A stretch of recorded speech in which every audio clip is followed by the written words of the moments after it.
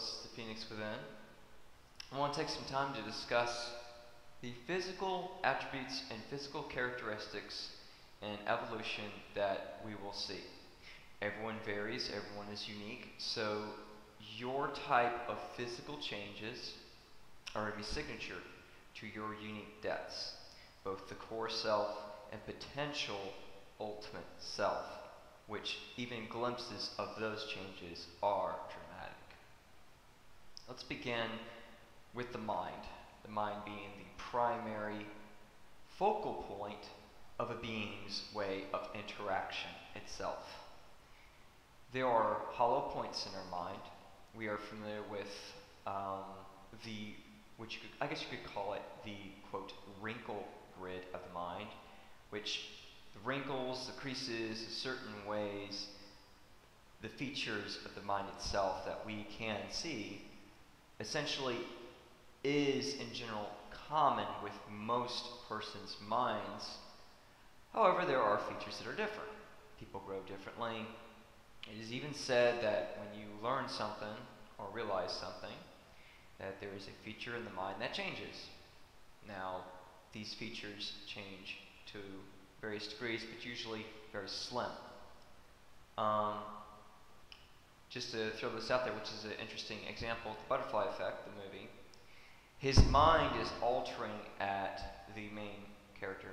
His mind is altering at such a rapid pace, and it's such a real-time process that he develops a nosebleed, which this occurs when essentially there's been so much physical changes that blood vessels were literally changing their connections in real time, and loss of blood occurred.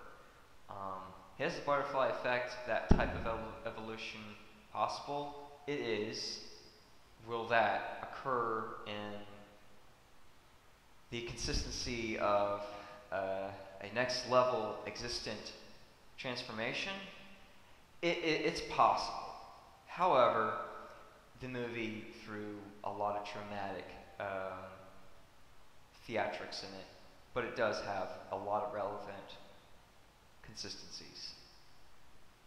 Now, the hollow points in the mind, those hollow points are for movements of energy or movements of very thick to very vivid thought patterns.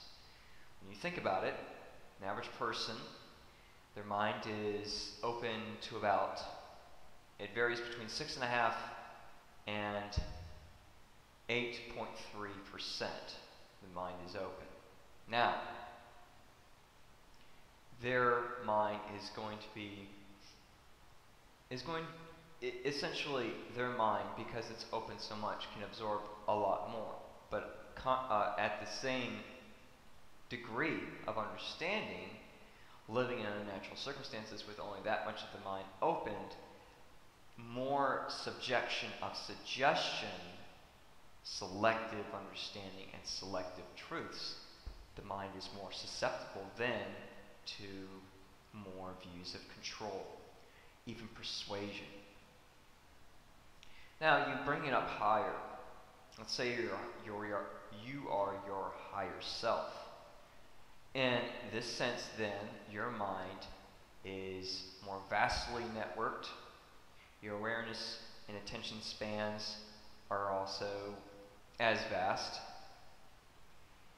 Therefore, your hollow points in your mind are going to be more used. You're going to see more activity in certain parts of the brain itself. The percentage is then around 8.6 to 11.2, at times 11.3%.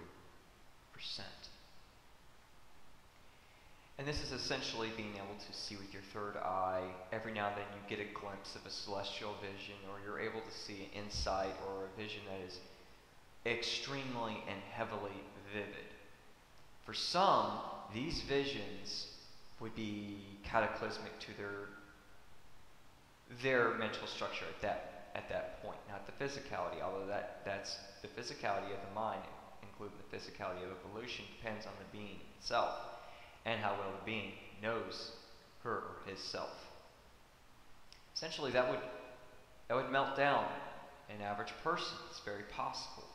Why is this? Well, we know the obvious whys, but essentially it is too much information. There's too much networking going on. There's not enough processes. There's not enough ability to compute. There's not enough awareness to discern the all or the entirety of the visual message itself, which all connections and all origins are in real time as well. Even if you're not processing in real time, all evolution of everything is occurring right now in real time. Nothing is really slowing down just for you. Now, in your unique journey, there might be certain features that might be slowing down for you to realize and discern. And then once you realize and discern this specificness, whatever that might be, it's then that you are heightened and able to process faster. Now, the pineal gland and the core of the mind being the actual focal point of the conscious network. Most scientists cannot understand where consciousness is in the mind, but they are not even aware that they are, when you say mind, when you say the brain, you are saying the living physical consciousness itself. Our body is the living physical conscious interaction to interact with ourselves. The body is an extension of interaction itself. That is why we have hands in general. Of course, when you start out as an atom and begin to split and then become a cell and develop a atomized brain within that cell, it's a lot different. But the cells then, they try and look for others that they can compute with, that they can realize with, and then they begin to work together. Unity and harmony is natural, thus cell growth is eternal either way. Cells are aware as well. So, the changes physically are going to be dramatic. Are they going to be uncomfortable? Yes, they will be uncomfortable.